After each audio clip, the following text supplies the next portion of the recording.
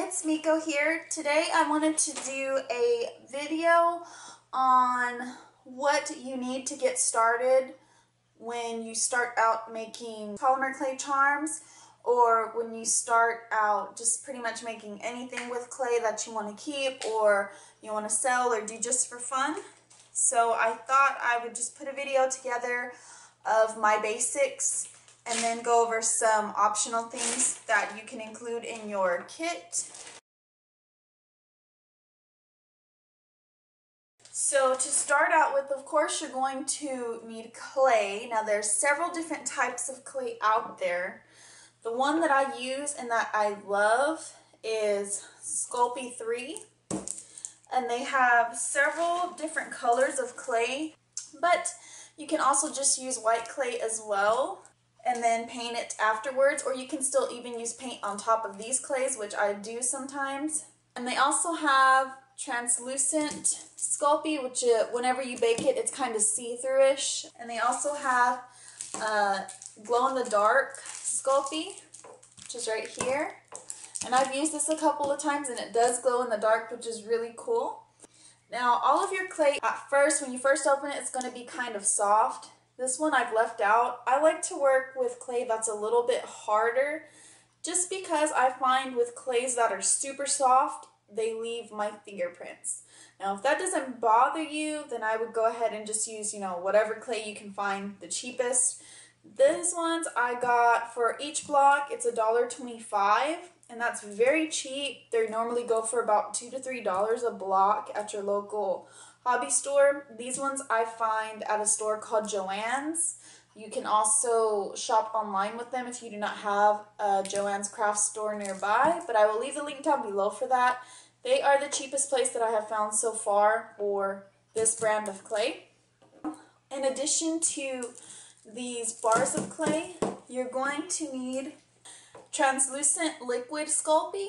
Now this is a clay but just in a liquid form, and this comes in handy when you are making like small desserts or cakes or anything where you want it to look like frosted, things like that. You just mix some of this translucent Sculpey. It looks like glue, like Elmer's glue. It's kind of the same consistency.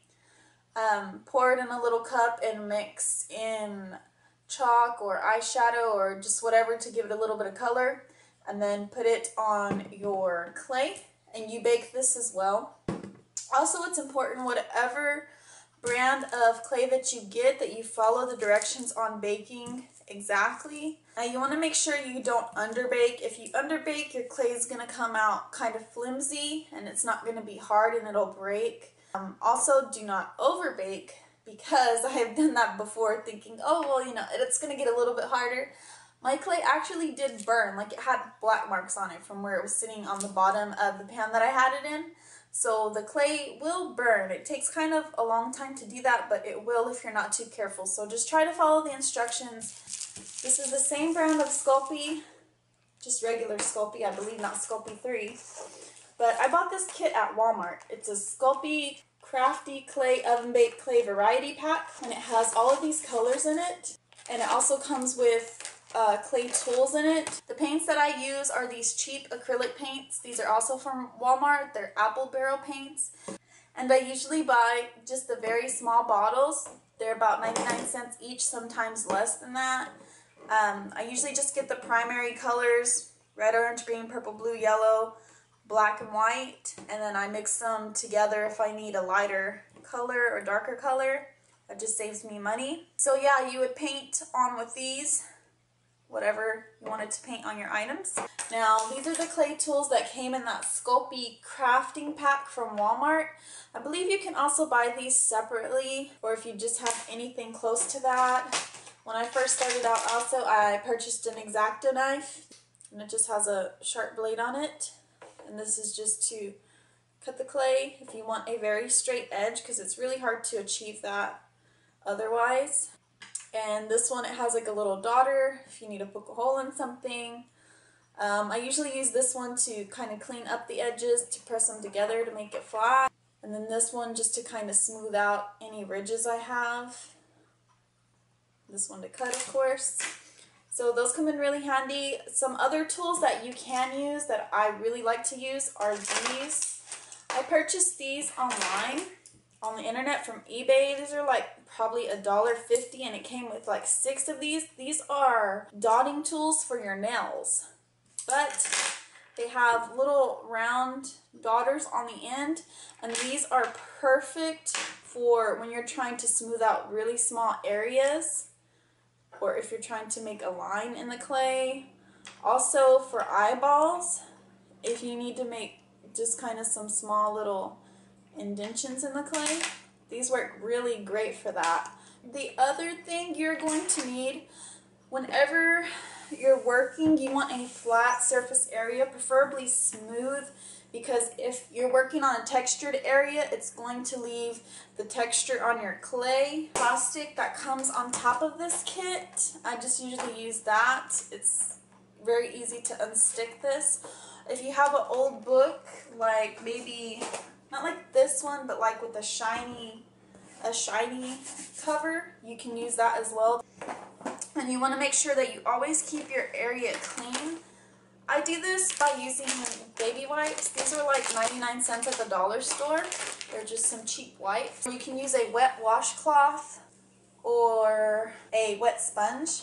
And just make sure you always keep your area clean and dust free. Dust is going to be your worst enemy.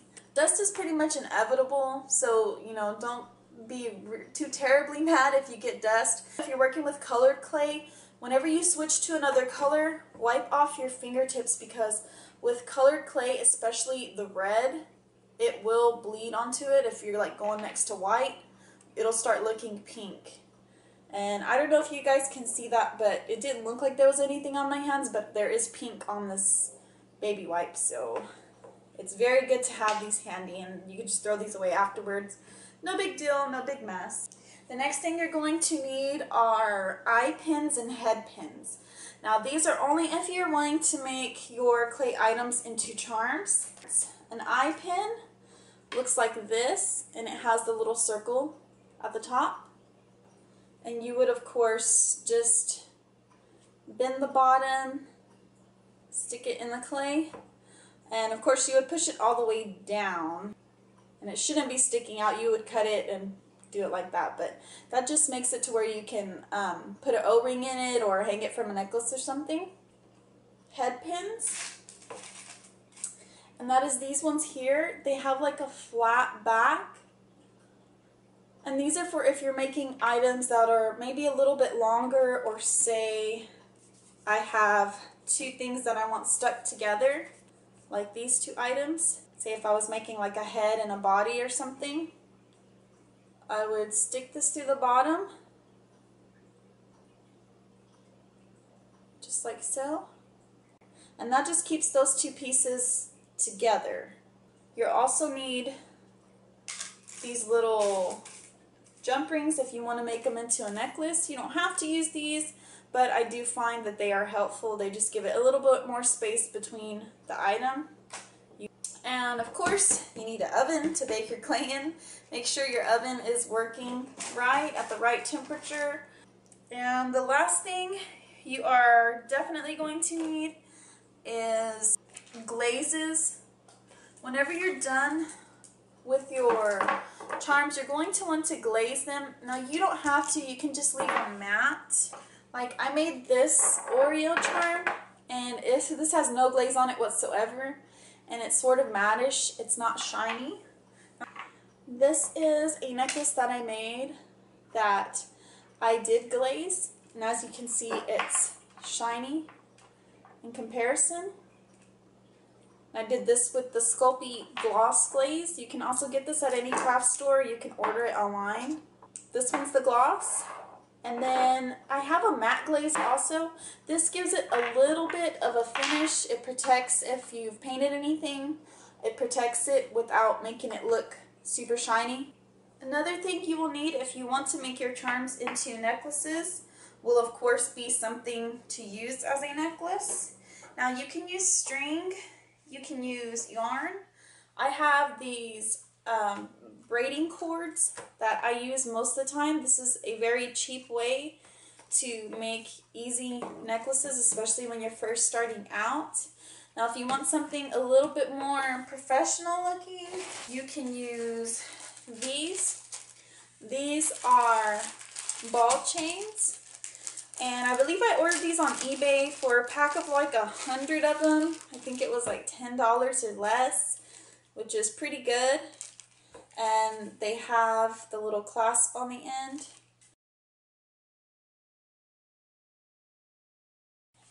Okay, so now I'm going to talk about the things that you don't really need, but they make making clay charms a little bit more easier in my opinion.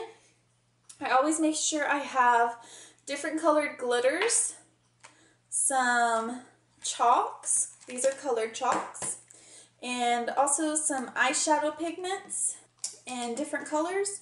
Now I use these to kind of color the clay. If you're making things like this, like for my Sally charm, I have green glitter in the background, and then I also used a gray eyeshadow to dust over the black clay to give it like a more aged look, and then I glossed it. I usually use the chalks also for the same thing, but I use the little chalks and stuff for these tiny cookies that I make. Anything that's like a baked good that I make, I use kind of an orangish eyeshadow, a brownish eyeshadow, or orange chalk, brown chalk, to just put a paintbrush, kind of swirl it in there, and just dust it over the top. It just gives it more of a finished baked effect. Okay, so the next thing, if you're working with wires, like the Headpins and Eyepins, you're going to need a pair of wire cutters. Now, you don't have to use these. These are just the ones that I like. And I'm not sure exactly what these are called, but I like these because they have wire cutter on them. Cuts off the wire. You can use these right here to make a loops however big you want. If I go towards the edge of it, I can loop it around and make a very small loop. Or if I go more towards the inner part, I can make a bigger loop. So these come in handy for loop making, definitely. You can find them at any craft store, even a home improvement store like Lowe's. So I really like these. And also if you're using the little O-rings, these open them very easy. And that's open for you without having to use your hands. At first I was using my hands and it was a pain. So these do really help quite a bit. For textures, I use several different paintbrushes. I have a bunch of small paintbrushes, bigger paintbrushes. Also, I use little bits of aluminum foil. Now these come in handy if you're wanting to texture something to make it look kind of baked. Also, if you have an old toothbrush, keep that around. This is very handy for making textures. The aluminum foil is more of like a heavier texture, and this is more of just kind of soft textured effect. Also, you can use like small cookie cutters if you want to cut out certain shapes, or you can use stuff that's just lying around your house. Like I have these old cups that I use, like medicine cups. I'll use that to make circular shapes. The top off of pins, pin caps, just whatever you can find. This, I'm not sure what it came off of, but it does kind of make circles too, just like that. So just look around your house, just everyday little items that you think about throwing away, you can use to make different shapes in your clay. Also, to store your charms after you make them, you can use these bags. Now I put them in bags just so they don't get dusty or get stained by if you have them in the same drawer as your clay. This really just helps to keep them clean. So you can get big bags like this. You can get small bags. Normally, I think I find them on eBay like 100 for $1. They're very cheap. And these are good for if you're also selling your items. Also, to enhance your necklaces, you can use beads, or other small like glitters, confettis, things like that. I keep a jar of like just stuff that I find, buttons, beads, glitters. These are some new beads that I picked up that you can put on the necklaces along with your clay, just to kind of enhance the look of your clay if you want something a little bit more fancy. Also, sometimes whenever you're putting the pin inside of your clay, I bend it when I put it in there. This is just to kind of keep it from getting pulled out. But also, you may want to glue it a little bit. Now, you can use just regular super glue for this, or you can use a higher glue. This is called E6000. I found this at my local hardware store, and this is some industrial strength glue, and this stuff works really, really good. It's clear, it dries clear, it doesn't yellow. Just put a little bit on top, let it dry, and that's good too, because I'm not sure if this stuff can be baked actually, so I would do it afterwards. I normally do it afterwards. If you're worried about that and you don't want to use the glue, you can use the translucent Sculpey. This is where it will come in handy. See, I'll have a little hole right there. I would just go ahead and squirt some glue in there and then bake it, because this you can bake. So go ahead and bake it. It'll harden up just like regular clay, and then you won't have to worry about your pin slipping out or falling off your necklace. Like I said, you don't need this, but it does come in handy, especially if you have rough edges on your clay. I'm not sure what grit this is of sandpaper. I just know it's a really fine one. It looks like 240 grit. Also, if you have like a little nail file, you can use that. If you already have that, you don't have to go out and buy sandpaper. But this just helps smooth the edges out. So sandpaper does come in handy when you get those little edges. Sometimes too, if you're using a mold, that will happen. Which leads me to my next thing. They do sell molds for polymer clay or for fondant work. Flexible molds, flexible silicone molds. I use these mostly for resin, but you can use them for clay as well. And some of these you can bake the clay in it, so you can just press it in and stick it in the oven and bake it. Wait till it's done, then pop it back out. Or you can use the hard plastic molds that you get for fondant and things like that, or for resin. Any baking store will have it. Walmart has them. They have so many different designs now that you can choose from also. And that just leaves the design on the clay without you having to do it by hand. This saves you a lot of work. So if you find something that you really like to make and you find a mold of it, I would suggest just getting it and making your life a little bit easier that way. Or you can buy your own molding paste. They sell at craft stores as well. It comes kind of like this. It looks like clay. You would stick your item in it, press it in, leave it in for about 20 minutes, then just pop it out, and then you will have your own mold of that item. So the one I use is Amazing Mold Putty. I don't have it with me because I already used it all. I need to get some more. But that does save you a little bit of time instead of having to remake your charm over and over again, especially if you're selling and there's several people that want one item. And the last thing that makes my clay life a little bit easier is a clay extruder. I bought this from Joann's as well, but this just has several different plates that you can use. Like this one's a triangle, a circle, hexagon. I'll use the hexagon one to just kind of show you guys what it does. And what you do is you put your clay in here, however much clay you want to use. Pick the disc that you want to use, put it in the lid, screw the lid on, and then you would just keep turning this handle, and this forces the clay out through the little plate, and it makes whatever design is on the plate, and it makes it all uniform, all the same size. This is very good for when you're making small things, especially like cupcakes, where you want the frosting to be pretty even. And you can say, oh, this doesn't really look like frosting. Well, if you use your imagination a little bit, just kind of stretch it out and turn it with your finger, and you get kind of a frosting effect. And you can just loop it around however you want to, and that's that. and it looks really nice. There's no fingerprints in it. You don't have to worry about it. So I found the clay extruder super helpful when I'm making things like that, like baked goods. So these are just my tips to help you guys out with clay when you're first getting started. I wish I had somebody to tell me, so that's why I'm doing this video, because I kind of just had to figure it out by myself.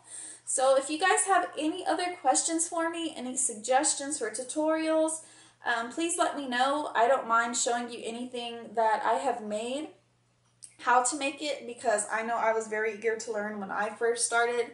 Clay is awesome, and if it's something that can just help you get your creative juices flowing, then I say just go for it. And actually for me, it's very calming. It really helps me just to de-stress. So I hope you guys enjoy it as much as I do, and I will see you next time. Bye!